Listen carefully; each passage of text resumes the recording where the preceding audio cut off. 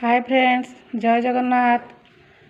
आउ मु आपन को आज गोटे नुआ जिनस कहूँ जे बिरी किमिदी सहज उपाय छड़े पारिबा। आपण सब बेले चूरी की ताकू पाछुड़ी तापर ता देहरु कणी बाहर करिकी छड़ौथिबे, किंतु सेमिदी न करी अति सहज उपाय किमिदी बिरी छड़ा जिवो मु सेटा आपन को देखौछि। देखंतु मु रातिर बिरीटा को बतुरई देइथिली, ताकू प्राय 6 संध्या मु 9टा बेला को बतुरईछि आ सकाळ 6टा बेला को ताकू पानी भी छाणी देबी। एभली ताकू कौन करेंगे फुलिकी ये पानी बाहर कर एमती बाहर कले जदिव भी किसी बाली बुड़ी थी से तल पड़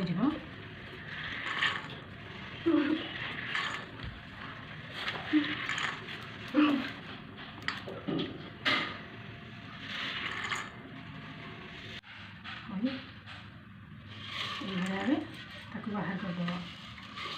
तापर आ किसी कम पानी थी आ गोटे जगह रखी तादे भाया करदे गोटे सब बिड़ी बाली थी तल भी रही देखिले तो जिते बुड़ी थी से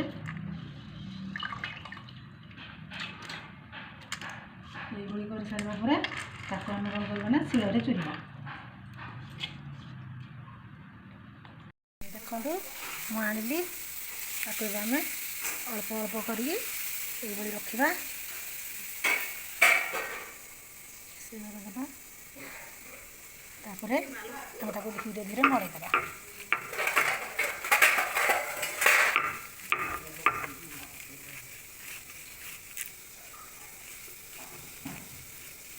बेसी जोर रे मड़ेबेनी, केवल आस्ते आस्ते ही भाया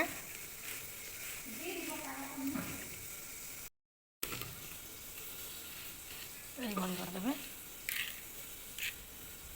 जमार भी गोटे भी फाड़ माने गोटा रही सब फाड़ हो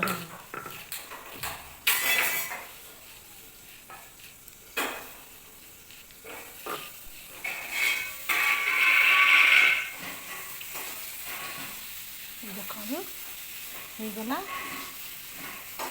देखो जमार आउ गोटा नहीं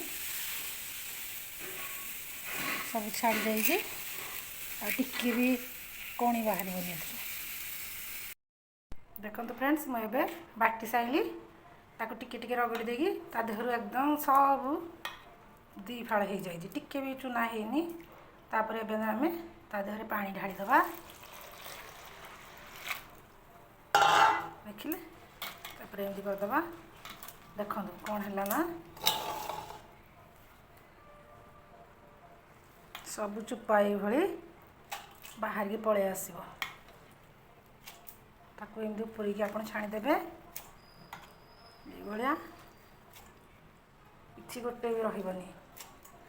देखो